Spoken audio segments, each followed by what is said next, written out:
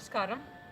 आज हम बात करेंगे एक बहुत ही ज़रूरी विषय पर, क्योंकि कुछ विषय खास होते हैं और कुछ विषय ज़रूरी होते हैं। वो ज़रूरी इसलिए मानता हूँ, लोगों के लिए ये कोई बड़ी बात नहीं है, लेकिन मेरे लिए और हमारे आयुर्वेद में जिस तरह से इसको जिस गहराई से लिया गया, उसके लिए मुझे आपसे ये बातें शेयर करना बहुत ज़रूरी है।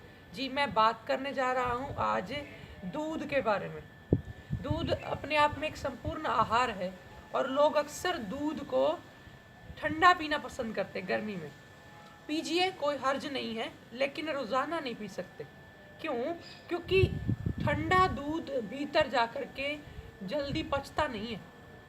आप मुझे पूछेंगे क्यों?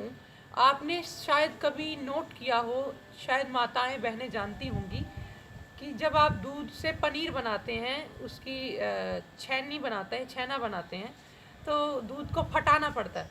तो दूध फटाने के लिए उसमें नींबू डाला जाता है या कोई खटाई डाली जाती है। और अगर उस दूध को आप गर्म ना करें और ठंडे दूध में खटाई डाल दें तो दूध फटता नहीं है। इसलिए भीतर जा कर के भी दूध पचना होता है।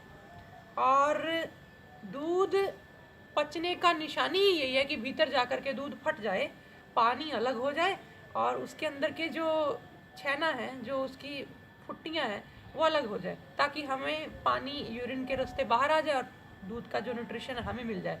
लेकिन ठंडा दूध पीने से वो अंदर जाके फटता नहीं, जल्दी नहीं फटता और गैस करता है।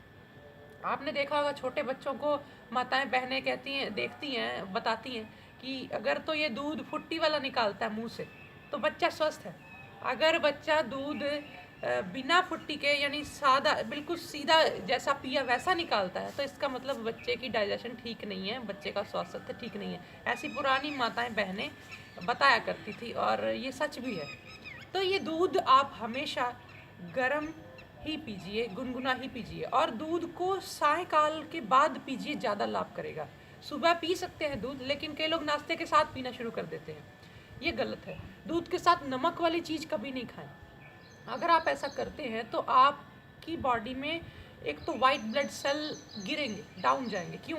क्योंकि दूध और नमक आपस में रिएक्शन करते हैं और उससे आपकी बॉडी में बहुत सारे टॉक्सिन्स तैयार हो जाते हैं, बहुत सारे रिएक्शंस हो जाते हैं गलत वाले, जिससे लड़ने के लिए बॉडी आपके वाइट ब्लड सेल को वहाँ भेजती है और आप रोज़ आपके अपनी इम्यूनिटी को गिराते रहते हैं। ये गलत है। इसलिए दूध के साथ नमक वाली चीज़ ना लें। और अगर आप रेगुलर लेते रहेंगे, दूध के साथ परोठी खाते हैं कई लोग, दूध के साथ कई लोग बिस्किट ले लेते हैं, नमकीन, ये गलत है।